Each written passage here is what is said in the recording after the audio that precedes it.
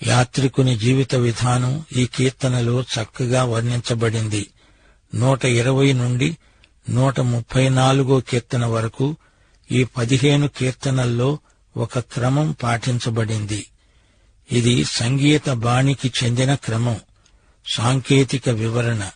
యాత్రికులు అంచెల వారీగా చేసే మజిలీలు, సాంకేతిక వివరణ కూడా ఇందులో పేర్కొనబడింది. యాత్రికులు అంచెల వారీగా చేసే మజిలీలు. సంవత్సరానికి 3 సార్లు ఇశ్రాయేలు ప్రజలు సామూహిక ఆరాధన కోసమై యెరూషలేముకు యాత్ర కొనసాగిస్తూ పాడే కీర్తన.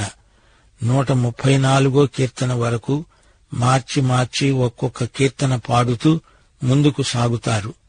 ఇలాంటి యాత్రలోనే మరియ యోసేపులు యేసు బాలుణ్ణి గురించి ఎంతో వెతికారు. మీకు జ్ఞాపకముందా? పస్కా, పెంతెకోస్తు, పర్ణశాలల పండుగల్లో యెరూషలేములో ఇశ్రాయేలీయులందరూ ఈ విధంగా కూడుకునేవారు. మన జీవితమే ఒక యాత్ర. పాపి యేసు వద్దకు రావడమే ఒక యాత్ర. వచ్చి పాపి రక్షణ పొందుతాడు. ఆ తరువాత పరిశుద్ధతలో ఎదుగుతాడు, ముందుకు సాగుతాడు. కృపయందు, క్రీస్తు జ్ఞానమందు ఎదుగుతూ ఉంటాడు. ఇది ఆధ్యాత్మిక యాత్ర, ఊర్ధ్వముఖమైన యాత్ర. 120 కీర్తనతో ఈ యాత్ర ఆరంభమవుతుంది. నా శ్రమలో నేను యెహోవాకు మొర్రపెట్టాను, ఆయన నాకు ఉత్తరమిచ్చాడు. యెహోవా, అబద్ధమాడే పెదవుల నుండి, మోసకరమైన నాలుక నుండి నా ప్రాణాన్ని విడిపించు. మోసకరమైన నాలుక, ఆయన నీకేమి చేస్తాడు? ఇంతకంటే అధికముగా నీకేమి చేస్తాడు? తంగేడు నిప్పులతో కూడిన బాణాలను, బలాఢ్యుల వాడిగల బాణాలను నీ మీద వేస్తాడు. అయ్యో, నేను మేషేకులో పరదేశినై ఉన్నాను. కేదారు గుడారముల వద్ద కాపురమున్నాను. కలహప్రియుని వద్ద నేను చిరకాలము జీవించిన వాడను. నేను కోరేది సమాధానమే. అయినా మాట నా నోట రావటముతోనే వారు యుద్ధానికి సిద్ధపడతారు. శ్రోతలు, ఇది ఇశ్రాయేలును గురించిన ప్రవచనం. మేషేకు గుడారమా, అదేమిటి? ఇతడు యాపెతు కుమారులలో ఒకడు. ఆదికాండం 10వ అధ్యాయం 2వ వచనం. యాపెతు కుమారులు గోమేరు, మాగోగు, మాదయి, యాతాను, తుబాలు, మోషెకు, తీరసు అనేవారు. యాపేతు కుమారులలో నుండే అన్యజాతులు వచ్చాయి. ఇశ్రాయేలు ప్రజలు అన్యజాతుల మధ్య చెదరిపోయి ఉన్నారు. వారు మోషెకు ప్రాంతీయులు. కేదారు ఎవరు? ఇతడు ఇష్మాయేలు కుమారుడు. ఈ యాత్రికుడు అరబ్బుల మధ్య ఉన్నాడు. చుట్టూరా ఉన్న వారి నాలుకలపై అబద్ధాలున్నాయి. అన్యుల మధ్య వీరు అల్పసంఖ్యాకులు. ఈ అన్యజాతీయులు యుద్ధప్రియులు. ఈ యాత్రికుడు ఇశ్రాయేలు దిశగా పయనిస్తున్నాడు. యెరూషలేము శాంతినగరం, అది యాత్రికుని గమ్యం. ఈ కీర్తనను ఎక్కిపోయే కీర్తన అంటారు. యూదా కొండలలో ఎత్తైన ప్రదేశంలో యెరూషలేము నగరమున్నది. అందువల్ల యాత్రికులు అక్కడికి వెళ్లాలంటే ఎక్కి పైకి వెళ్లాలి. దారిలో వారు ఈ యాత్రిక గీతాన్ని పాడుతారు. మనం విశ్వాసులం. మనం పరలోకాన్ని ఊర్ధ్వముఖంగా ప్రయాణం చేసి చేరుతాము. ఈ యాత్రిక కీర్తనల్లోని ఆధ్యాత్మిక సందేశాలు మనల్ని పైకి పరలోక దిశగా తీసుకువెడతాయి. ఈ యాత్ర కీర్తనలన్నీ చాలా చిన్నవి. ఈ 120వ కీర్తనలో గేయకారుని దీనావస్థను గుర్తించండి. కొండేలు పలికే వారి మూలంగా తనకి దురవస్థ కలిగింది. అబద్ధాలు, కపటాలు, అపనిందలు అన్ని వైపులా మనల్ని ఆవరించి ఉన్నప్పుడు మనం దేవునికి మాత్రమే మొర్ర పెడతాము. అబద్ధాలాడే వారి నాలుకలు పదునైన బాణాల వంటివి, మండే అగ్నిలాంటి బాణాలవి. ఈ బాణాలకు దేవుడు ప్రతి బాణాలు వేస్తాడు. వారిని ఈ విధంగా శిక్షిస్తాడు. శత్రువైన సైతానుతో మనం ఎట్టి పరిస్థితుల్లోనూ రాజీ పడేది లేదు. ఇప్పుడు 121వ కీర్తన.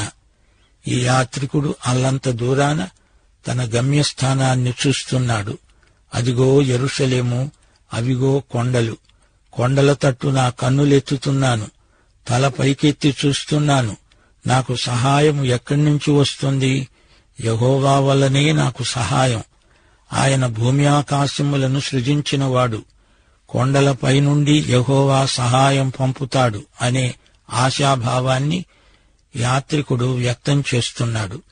యాత్రికునికి సాయం చేసేది కొండలు కాదు, వాటికి పైగా ఉన్న దేవుడు. యెరూషలేముకు వెళ్లాలంటే కొండల మధ్య ప్రయాణం చెయ్యాలి. అవి యూదయ్య కొండలు. కొండల మీద అన్యదేవతా విగ్రహాలుంటాయి. యిర్మీయా 3:23 నిశ్చయముగా కొండల మీద జరిగినది మోసకరం, పర్వతముల మీద చేసిన ఘోష నిష్ప్రయోజనం. నిశ్చయముగా మా దేవుడైన యెహోవా వలన ఇశ్రాయేలీయులకు రక్షణ కలుగుతుంది. ఆయన నీ పాదము తొట్టిల్లనివ్వడు, నిన్ను కాపాడేవాడు కునుకడు, నిద్రపోడు. యెహోవాయే నిన్ను కాపాడేవాడు. నీ కుడి ప్రక్కన యెహోవా నీకు నీడగా ఉంటాడు. పగలు ఎండదెబ్బైనా నీకు తగలదు, రాత్రి వెన్నెల దెబ్బ అయినా నీకు తగలదు. ఏ అపాయము రాకుండా యెహోవా నిన్ను కాపాడతాడు. ఇది మొదలుకొని నిరంతరము నీ రాకపోకలయందు యెహోవా నిన్ను కాపాడతాడు. ప్రియశ్రోతలు వింటున్నారా? యాత్రికునికి క్షేమము, భద్రత వాగ్దానం చేయబడినవి. తొట్టిల్లకుండా పట్టుకొని కాపాడుతాడు. రాకపోకలలో యాత్రికునికి కాపుదల హామీ ఇవ్వబడింది. 1 పేతురు 1:5 కడవరి కాలమందు బయలుపరచబడడానికి సిద్ధంగా ఉన్న రక్షణ మీకు కలుగునట్లు విశ్వాసము ద్వారా దేవుని శక్తి చేత కాపాడబడే మీకోసము ఆ స్వాస్థ్యము పరలోకమందు భద్రపరచబడి ఉన్నది. చూచారా? మీరు దేవుని శక్తి చేత ఇక్కడ కాపాడబడుతూ ఉండగా అక్కడ పరలోకంలో స్వాస్థ్యం మీకోసం భద్రపరచబడి ఉంటుంది. మీకు కాపుదల, మీ స్వాస్థ్యం భద్రం. సామెతలు 3:26 యెహోవా నీకు ఆధారం, నీ కాలు చిక్కుబడకుండా ఆయన నిన్ను కాపాడతాడు. కీర్తనలు 37:24 యెహోవా అతని చెయ్యి పట్టుకుని ఉన్నాడు గనుక అతడు నేలపై బడినా లేవలేక ఉండడు. 1 సమూయేలు 2:9 హన్నా ప్రార్థన. తన భక్తుల పాదాలు తొట్టిల్లకుండా ఆయన వారిని కాపాడతాడు. యూదాపత్రిక 24-25 ఆశీర్వచనం ఎంతో అర్థవంతమైనది. తొట్టిల్లకుండా మిమ్ములను కాపాడడానికి ఆయన సమర్థుడు. ఇశ్రాయేలును కాపాడేవాడు కునుకడు, ఆయన నిద్రపోడు. దివారాత్రులు ఆయన మనలను కాపాడుతూనే ఉంటాడు. పగలు ఎండదెబ్బ నుండి కాపాడుతాడు, రాత్రిపూట వెన్నెల దెబ్బ. వెన్నెల దెబ్బ తిన్నవారు చాంద్ర రోగులు పిచ్చివాళ్లైపోతారు. రాకపోకలలో మనకు సహాయపడే దేవుడున్నాడు, ఆయనకే స్తోత్రం. 121 కీర్తన మనలో చాలా మందికి కంఠతావచ్చు. ఈ కీర్తన శీర్షిక విశ్వాసి యాత్రలో సంరక్షణ గీతం. ఇది కాపుదల పాట. యూదయ్య కొండలవిగో, వాటిపైన యెరూషలేము నగరం. ఆ కొండలు ఎక్కబోయే ముందు తలెత్తి చూస్తే యాత్రికుడికి యాత్రా సాఫల్య భావన కలుగుతుంది. కొండలపైగా యెరూషలేము, యెహోవా నామము అక్కడ ఉంది. ఆయన ఈ విశ్వాన్ని సృజించినవాడు, సర్వశక్తిమంతుడు. విశ్వాసులందరికీ ఆయనే గొప్ప సహాయకుడు. జీవిత యాత్రలో మనకు నడుపుదల, కాపుదల ఆయనే. యాత్రికుడి పాదాలు తొట్టిల్లుతాయి. యాత్రికుడు అడపాదడపా తప్పటడుగు వేస్తాడు. అయినా దేవుడు అట్టి ప్రమాదముల నుండి కాపాడతాడు. మనకు నిద్ర వస్తుంది గాని ఆయన నిద్రపోడు. ఆయన నిత్యుడు, శాశ్వతుడు. ఆయనకు అలసట అంటూ ఉండదు. మన జీవితం ఎలాంటిది అనుకుంటున్నారు? నిద్రపోయే దేవుడు కన్న కల కాదిది. సత్యదేవుడు తన వారిని ఎప్పుడూ కనిపెట్టి చూస్తూ ఉంటాడు. విశ్వాసులకు అందరిలాగే సూర్యచంద్రగోళాల ప్రభావం వల్ల ఇబ్బంది కలుగుతుంది. వీరికి వారిలాగే వడదెబ్బ తగలవచ్చు. ఇతరులకు వచ్చినట్లు కష్టాలు, ప్రమాదాలు, మరణం రావచ్చు. అయితే దేవుడు విశ్వాసులను కాపాడతాడు. విశ్వాసులకు నాశనం వాటిల్లదు. దేవుడే వీరికి జీవిత భీమా. అదే విశ్వాసుల ధీమ. విశ్వాసులకు ఉత్తరోత్తర మేలు కలగడానికి దేవుడు అనుమతించినవి మాత్రమే వారికి సంభవిస్తాయి. ఈ సందర్భంలో రోమాపత్రిక 8వ అధ్యాయం 28వ వచనం మనకు జ్ఞాపకమొస్తుంది. దేవుణ్ణి ప్రేమించే వారికి, అనగా ఆయన సంకల్పము చొప్పున పిలువబడిన వారికి సమస్తము వారి మేలుకే సమకూడి జరుగుతుంది అంటే ఆయన జరిగిస్తాడు. దీనికంతటికీ అంతిమ ఫలితం ఎలా ఉంటుందో మనకు తెలియదు గాని ఆయనకు తెలుసు. మనకైతే విశ్వాసమున్నది. జీవితయాత్ర అంతటిలో శాశ్వతంగా దేవుని యందు విశ్వసించిన వారికి సంపూర్ణ సంరక్షణ ఉంటుంది. దేవుడు మనకు ఈ కీర్తన ద్వారా అభయమిస్తున్నాడు. 2 తిమోతి 4వ అధ్యాయం 18వ వచనం, ప్రభువు ప్రతి దుష్కార్యము నుండి మనల్ని తప్పించి తన పరలోక రాజ్యమునకు చేరేటట్లు రక్షిస్తాడు. యుగయుగములకు ఆయనకే మహిమ కలుగునుగాక. ఆమేన్.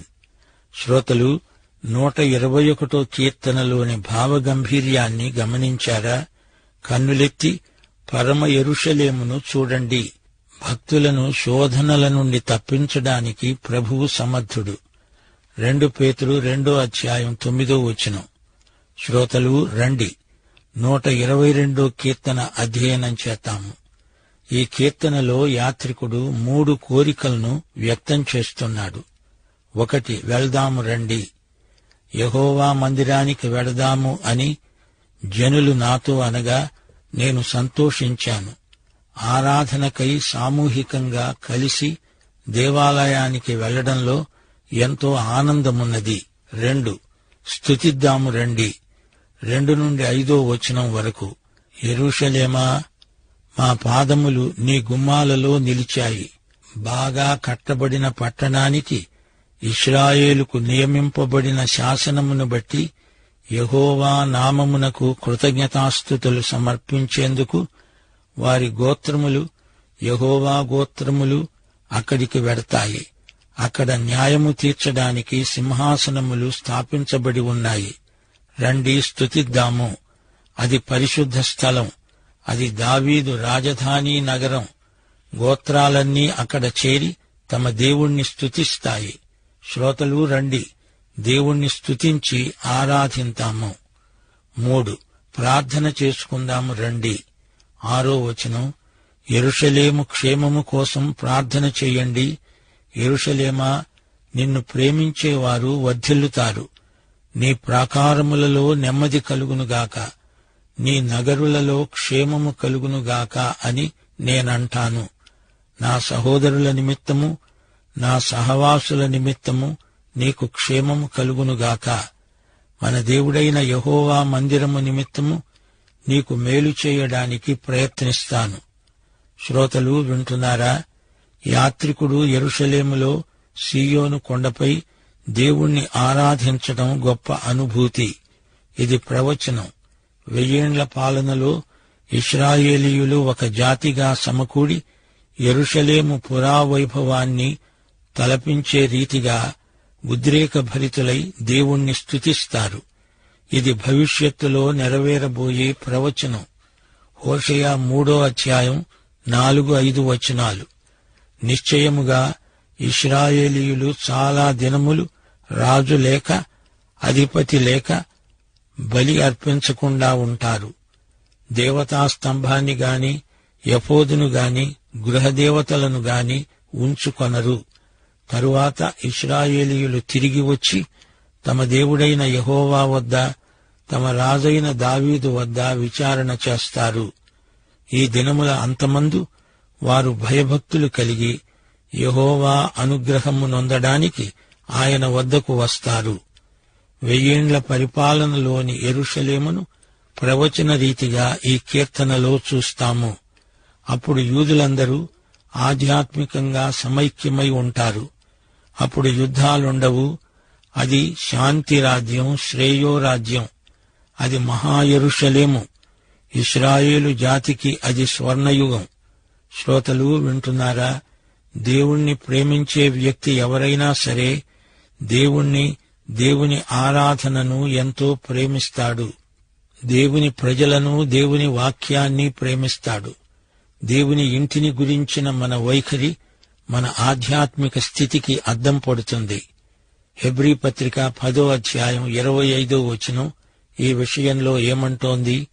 కొందరు మానుకుంటున్నట్లుగా సమాజముగా కూడడం మానకండి. ప్రేమ చూపడానికి, సత్కార్యాలు చేయడానికి ఒకరినొకరు పురికొల్పాలి. యెరూషలేము ఇశ్రాయేలు రాజధాని. పరిపాలనకే కాదు, ఆరాధనకు అది కేంద్రస్థానం, దేవనగరం. 12 గోత్రాల వారిని ఒకే త్రాటిపై నడిపించే దివ్య శక్తి ఆ నగరంలో ఉంది. ఆరాధన కోసం సంవత్సరానికి కనీసం 3 సార్లైనా అక్కడికి వెళ్లాలని దేవుడు తన ప్రజలకు ఆజ్ఞాపించాడు. వారందరికీ కేంద్రం ఒకటే. వారికి ఒకే హృదయం, ఒకే విశ్వాసం ఉండాలని దేవుని చిత్తం. అయితే కొత్త నిబంధన కృపాకాలంలో ఉన్న మనకు లోకంలో ఒక ప్రత్యేక కేంద్రమంటూ లేదు. పైన ఉన్న పరమ యెరూషలేమే మన నగరం. గలతీ పత్రిక 4వ అధ్యాయం 26వ వచనం, పైనున్న యెరూషలేము స్వతంత్ర నగరం, అది మనకు తల్లి. హెబ్రీ పత్రిక 12వ అధ్యాయం 22వ వచనం, జీవము గల దేవుని పట్టణానికి అనగా పరలోకపు యెరూషలేముకు, దేవుని వద్దకు మనము వచ్చాము. ఈ రోజున మనం క్రీస్తునందే ఉన్నాము. మన కేంద్రం క్రీస్తే. దేవునికి స్తోత్రం. ప్రేమ కలిగి సత్యము చెబుతూ క్రీస్తు వలె ఉండడానికి మనము అన్ని విషయాలలో ఎదుగుదాము. ఇశ్రాయేలు జాతి సమైక్యతకు యెరూషలేములో శాంతి ఎంతైనా అవసరం.